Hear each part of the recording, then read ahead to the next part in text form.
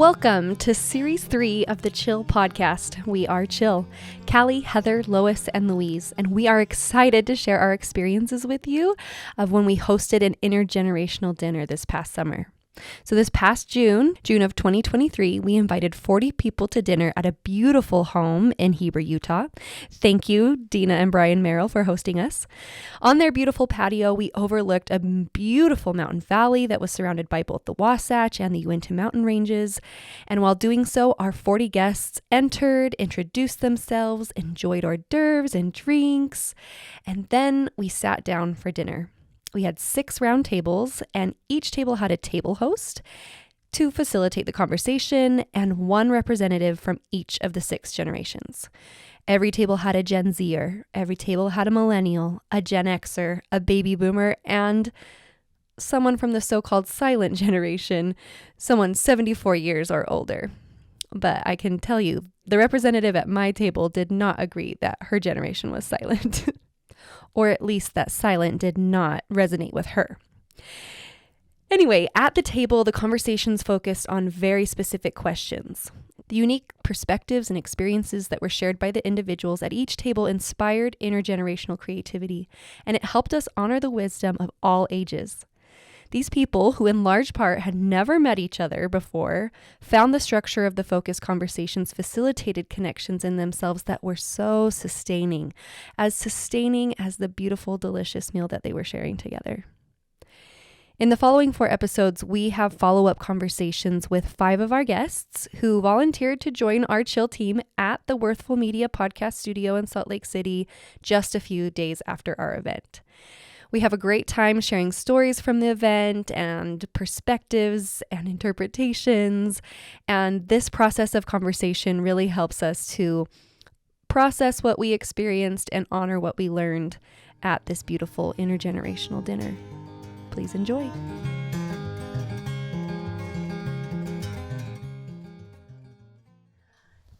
Thanks, Heather and Kay, for joining us for this conversation. When we started this intergenerational idea and got excited about it, Kay was one of the first people that I thought in my mind I wanted to bring. And I'm so excited you were willing to come and talk to us about your experience. And Heather, we've been working together for a long time, so I think that this will be a really fun conversation. Mm-hmm. By introduction, what would you like to let our listeners know about you? Well, I'm Heather. I'm a millennial. I have been mentored by Callie for over 10 years, and we've become great friends. And I understand Callie has been mentored by Kay. So I feel like I am just like joining this nice little family tree. So I think this will be really fun. Oh, that's nice. What would you like us to know about you? I'm Kay, and I am of the silent generation, which doesn't work for me because I've never been silent. Mm-hmm. But it's that description of between generations where the world wasn't in quite as much chaos, which I appreciate now that I'm older.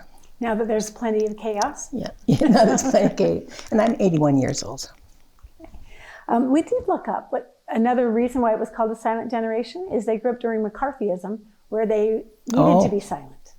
Yeah, that makes sense, doesn't it? So, all these little connections and reasons, it's kind of fun. So would you just tell us your experience about how did you experience the evening? Well, it was such a beautiful setting, and when you come up there and the sunset during the time that we were there, and the beautiful meadows and the taste almost of earth and the air, it was such a beautiful setting. So to me, it was that kind of a connection immediately. And so I think the whole evening for me was about connection.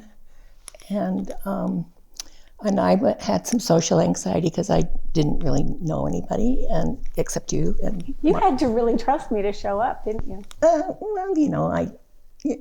I know you can be outrageous, but I think everybody has that social. We found out in our group that we all had that kind of social anxiety, and so I was really trying to push myself to engage, and my mobility is not as great as it used to be. So going up and down the stairs, I don't know, But very soon I was put at ease by the welcoming presence and generosity and goodwill that you could just feel in the air.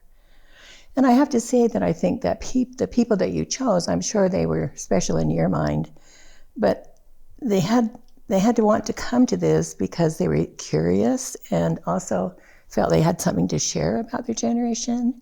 Because that's what I found at the table, that the reason for coming was they wanted to know more and they wanted to try to understand the other generation. So that put the set for the group really in an amazing to begin with. So, okay, you have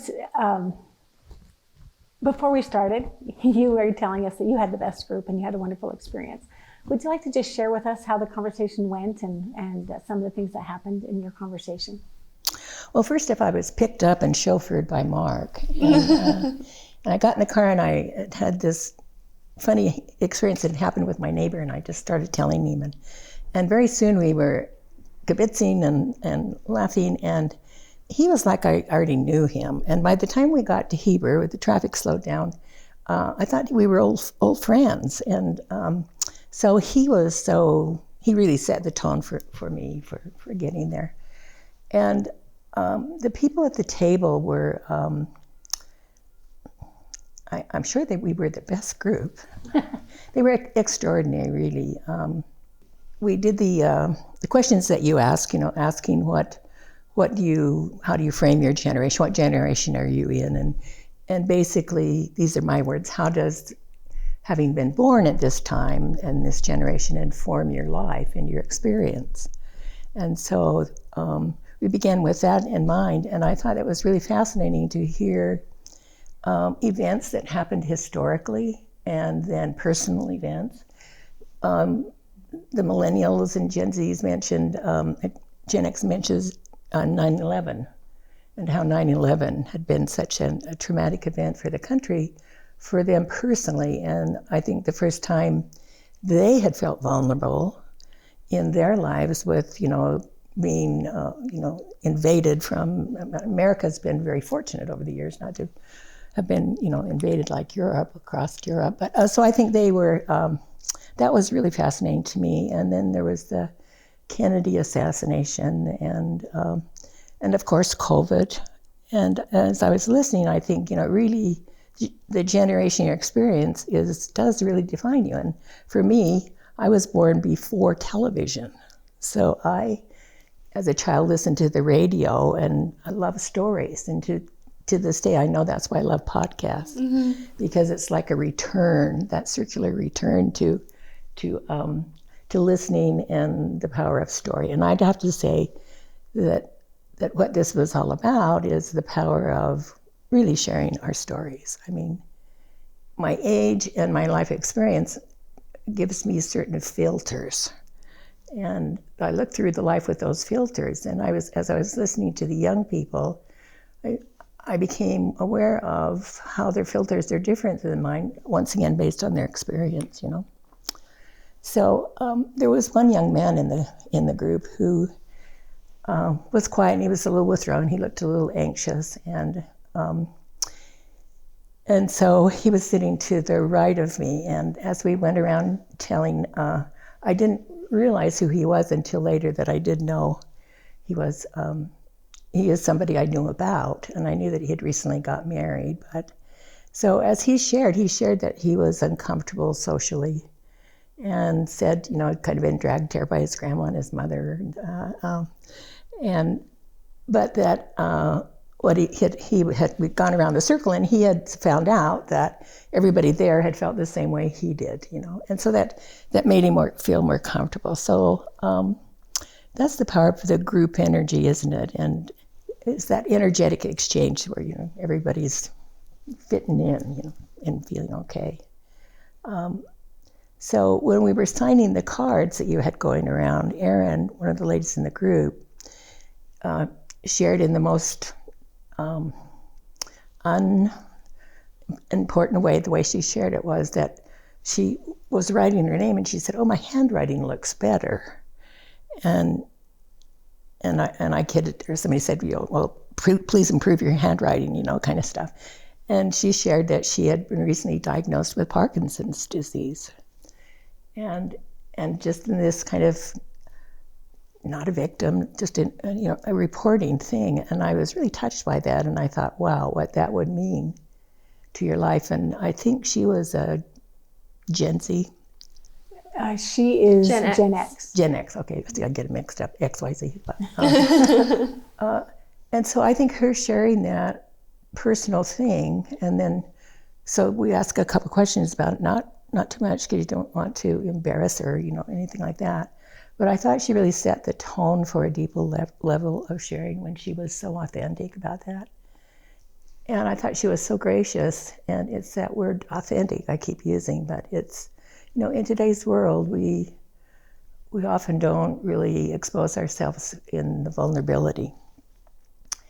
So as we went around, then what I heard was the good things that are happening in people's lives and their curiosity about other generations, but I also heard the things we all struggle with. And towards the end of the conversation, Dallin was saying that he's the youngest one in the group, that he felt some relief knowing that some of the things he's really worried about, in his generation, that we're still all worried about it because it's about how we grow as humans, and that you're never done. You're never finished being a human being. And so I just thought, wow, he knows that at his age. And he was saying, and I shared some things about myself because I have recently had some breast cancer, and it's been an early diagnosis and no problem, but it is that facing for me at 81, the end of my life, and the possibility. The treatment processes for you are different. The research for cancer for women stopped at age 70, and at 80, they kind of look at you and say, how long is she going to live? Oh, well, kind of, there's still ageism in a lot of that. And so I had shared that, and I think what Dallin said was the experience and Mark had some health issues. It was that we are all vulnerable. And I think that was probably the most precious thing is that human beings, we're all vulnerable. And we may look and sound, and you may judge us by our appearance or our age, but actually we're all still in this continuous growing process.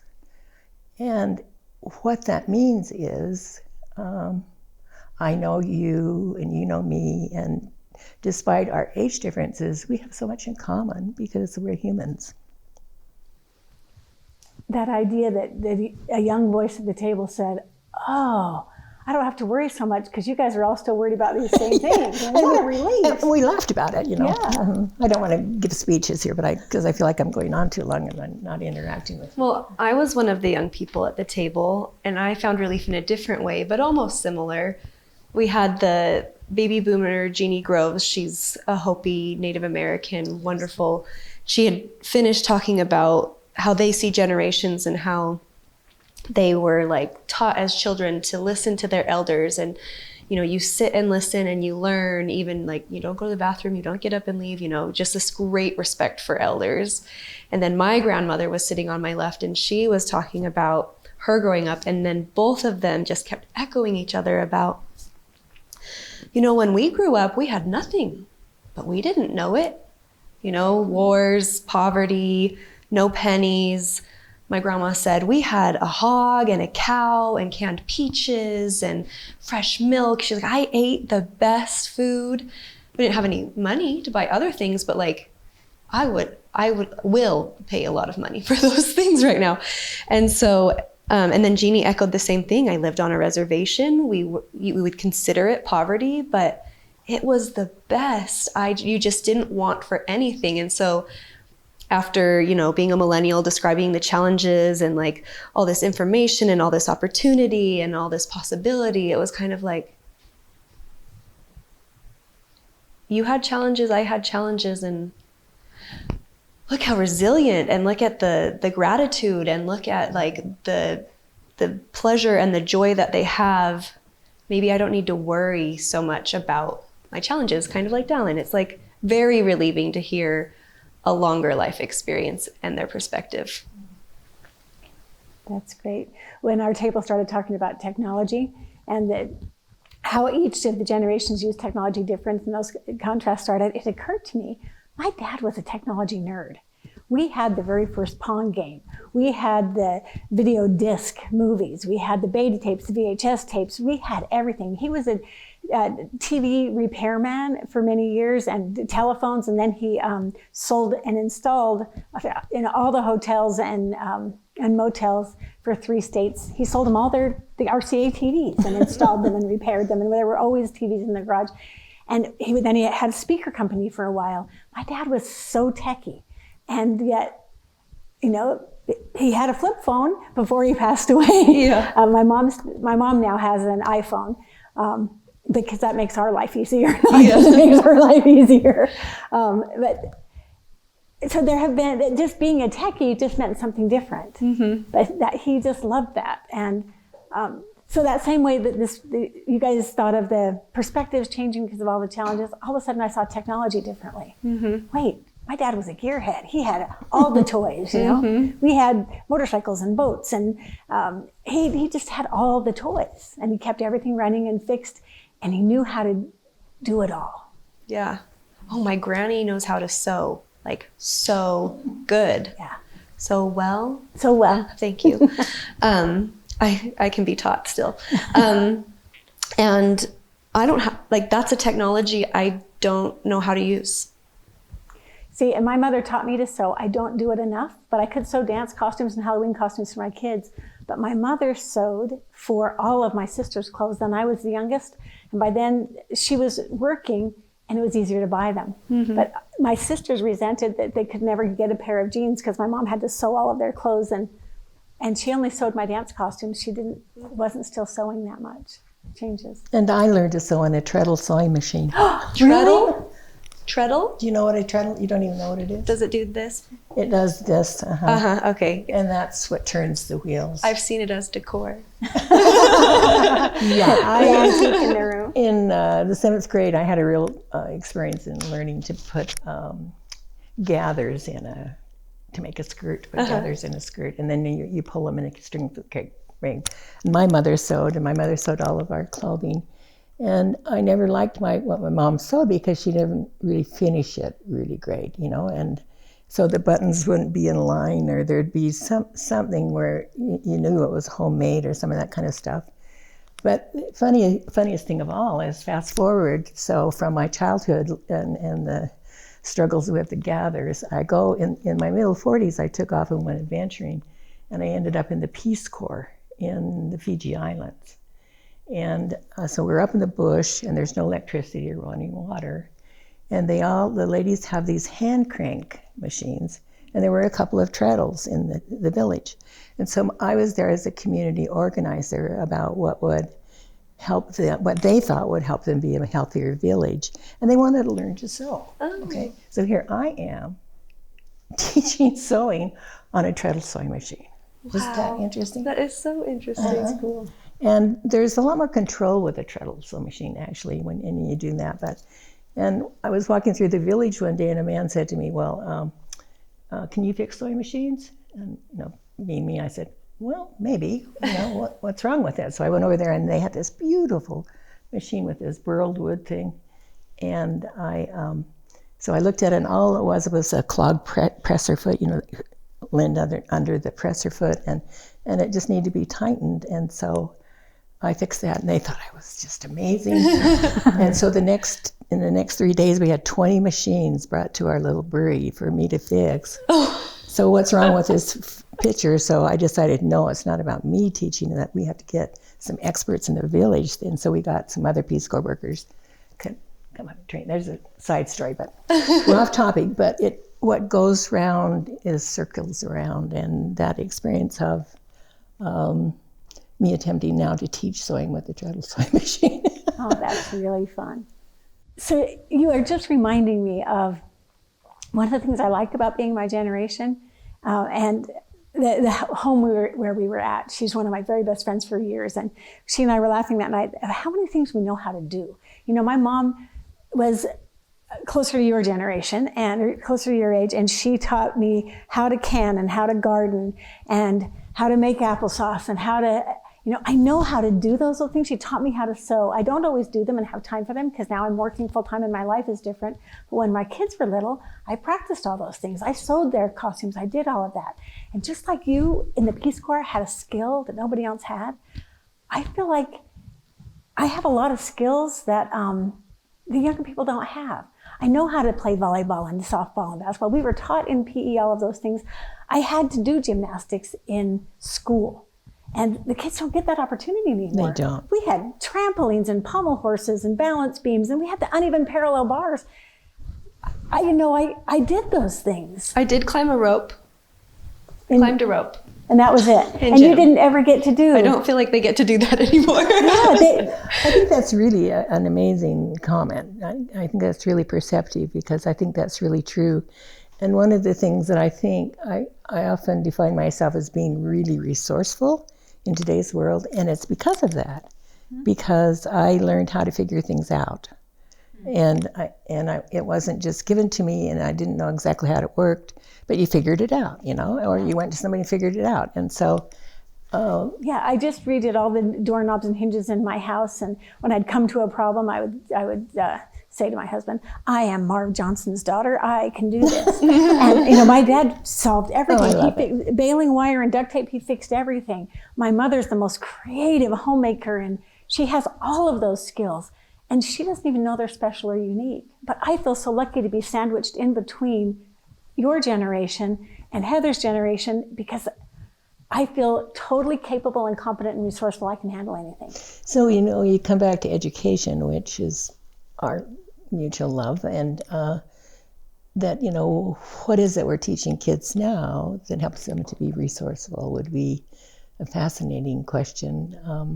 And how do you teach those kinds of I was just thinking, listening to you do all the gymnastics at school, I'm like, no one would allow that. As a dance educator now, like they were telling me I couldn't have students jump 5 feet in the air and have another student's like body part underneath them. Like the amount of rules and regulation because of the liability and the risk, it's managed by all these systems and procedures.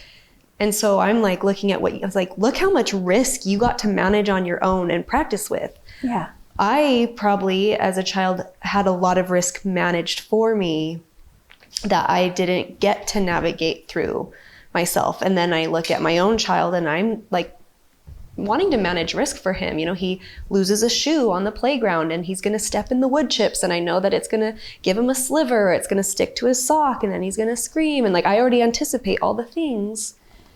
But I sat back and he like hopped on one foot across the playground because he knew he didn't want his foot in the wood chips, but he solved it himself. Then he hit his head. And I'm like, oh, here it comes, Mom. Like, I'm waiting for that, Mom, And he just rubbed it and he goes, oh, oops. And he just kept going. And I was like, do I even do that? Do I even manage my risk and solve my problems that independently?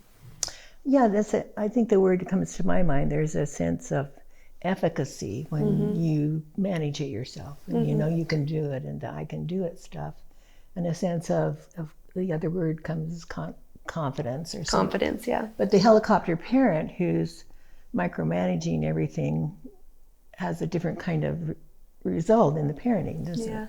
I didn't really have helicopter parents. I think I got plenty to either. manage. But I think in school, well, it's about sometimes it wasn't that way. Well, they've taken all the physical movement out of school anyway, so I mean. No, I know. The playgrounds don't even have tall, slippery slides and whirling gigs anymore. No, and how do you learn that you're going to get burned by metal if you don't have a hot slide? That's right. That's right. It's so true. Interesting.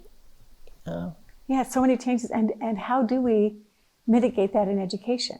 How do we let these young people grow up building a sense of, I can do this, and self-efficacy and their strength and ability? Because I think that's one of the greatest parts of being in my generation is I don't have to do all the hard work you guys had to do. I have some conveniences, but I have a lot of skills because I was taught. Yeah, my mom had a wringer washer. Yeah. A wringer washer? So you had the tub and it agitated a little bit, and then you had an appendage on it with a roller, and you squish the clothes through the. Oh, okay.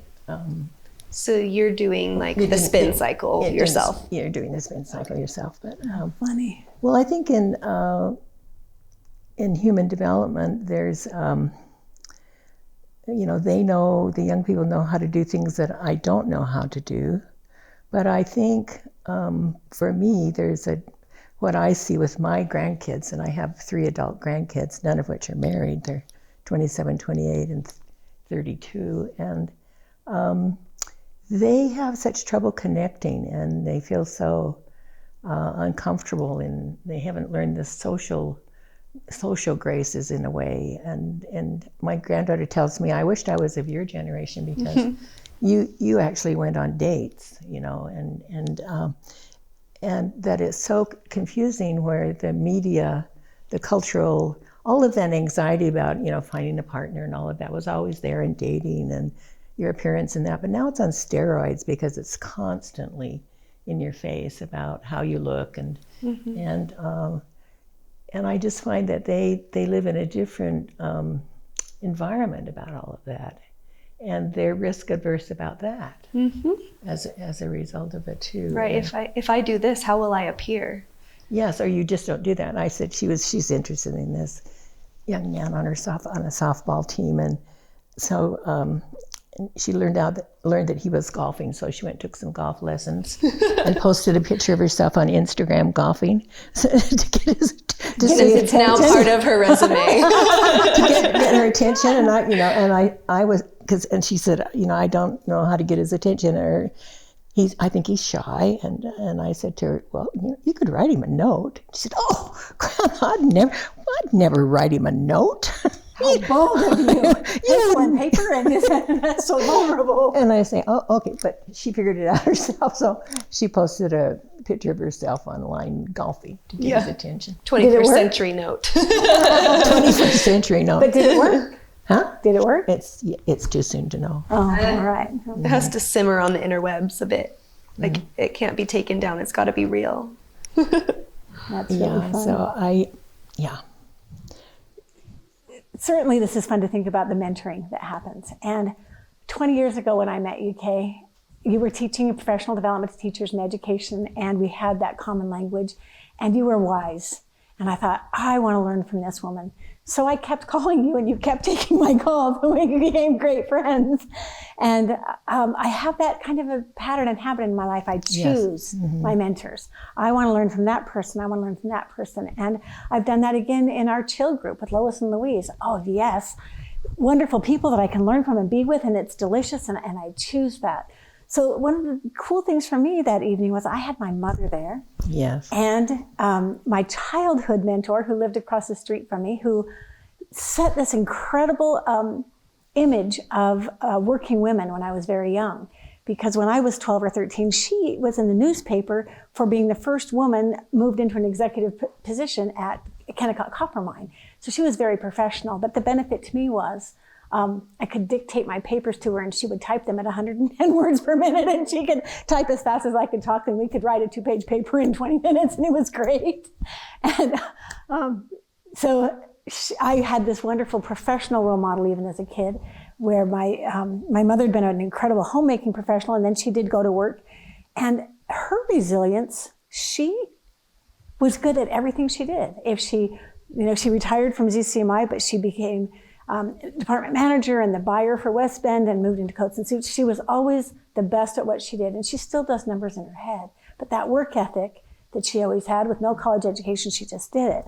So these wonderful mentors I've had in my life, I just want to say, you have brought such great value to me.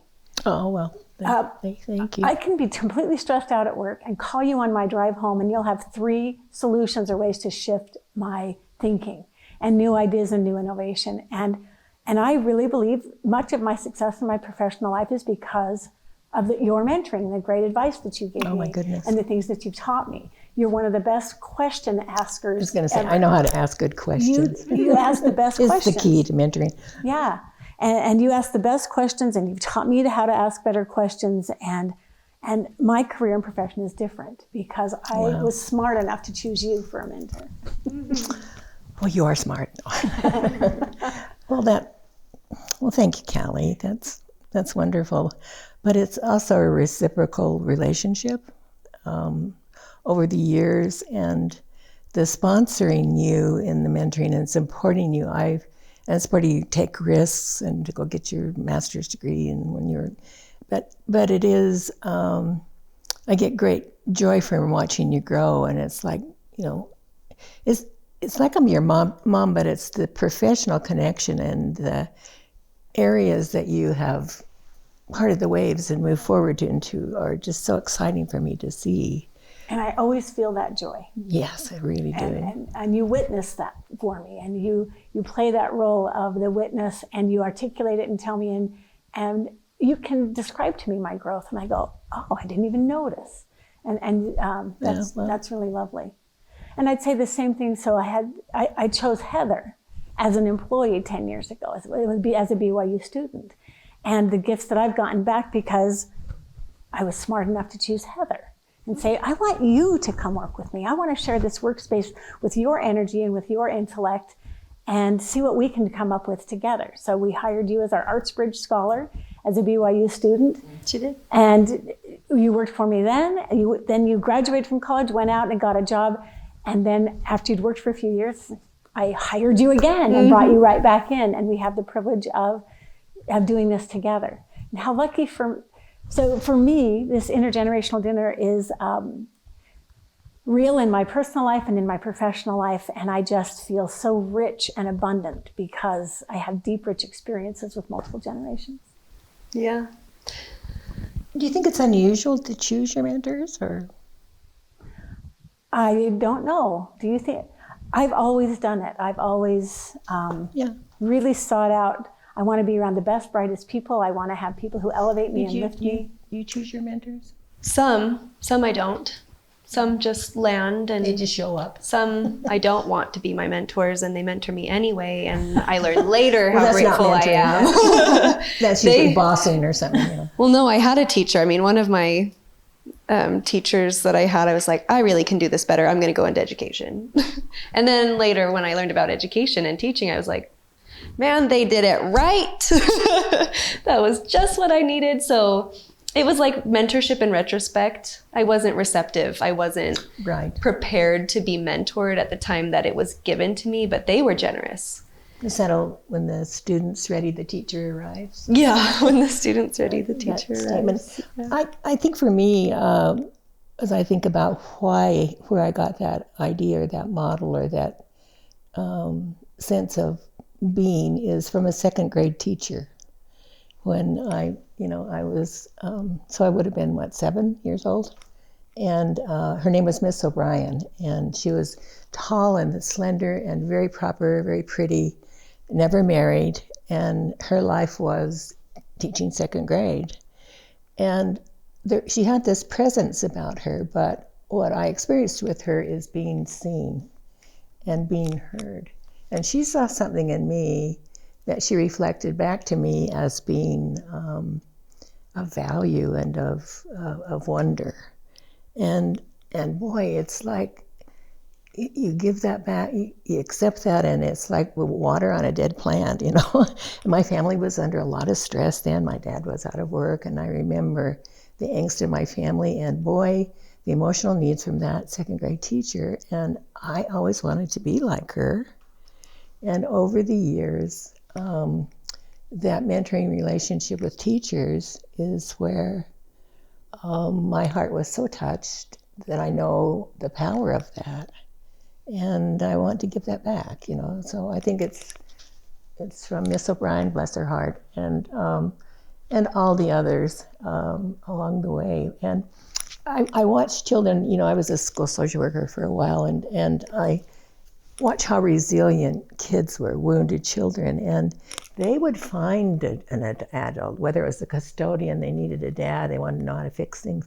They intuitively go to find a caring human being to try to relate to, and it's whether we're open to it or not. Anyway, the power of that caring is immense. Thank you for bringing it back to education, Because part of my hope in this whole project is that in our school systems, we can become more intentional about exactly what you just said. The most important thing we ever give anyone is our attention. That's so true, and your interest. And yes, and I've, all of the years I spend in public education, I really recognize that it's not only true for children, of course it's true for grown-ups, and the power of helping your peers and sharing information, and this, it's the connectedness. We're talking about connection again, that is. And then you look at kids who haven't had role models and who haven't had resources, who haven't had moms that canned fruit or did all that kind of stuff. But what I have observed is I have this sacred belief in the resilience of human beings to find what they need and become, the best they are. There's so many detours, but it's there. Some kids have to look a lot harder than others, and I think in our communities, this intentionality of intergenerational connections can help us pay attention and notice when people are reaching out, when someone does need a connection. And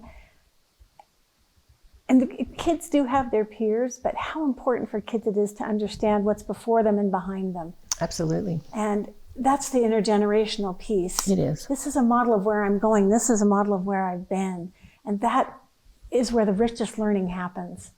So you just described that so beautifully, that your second grade teacher gave that to you, and now you've given that to thousands of teachers through your career who have turned around and given that to thousands and thousands, tens of thousands of children. It really is. And the impact that we have and the opportunity we have to be deliberate and intentional within our systems. And the school system is one, our religious system is one. And I think there's a message that's missing in today's world about the most important thing in that whole setting is who is the teacher and what the teacher brings. It isn't the technology, it isn't the reading program.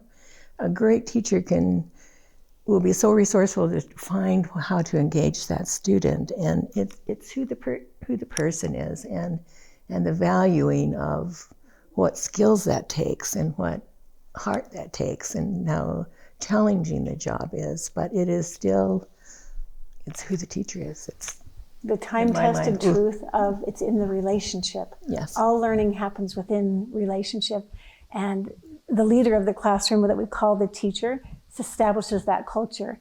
And then the role of teaching can be from student to student, student to teacher, teacher to student. And the role, we all learn from each other. But that teacher sets the culture, the climate where the relationships are built, and that's where learning happens.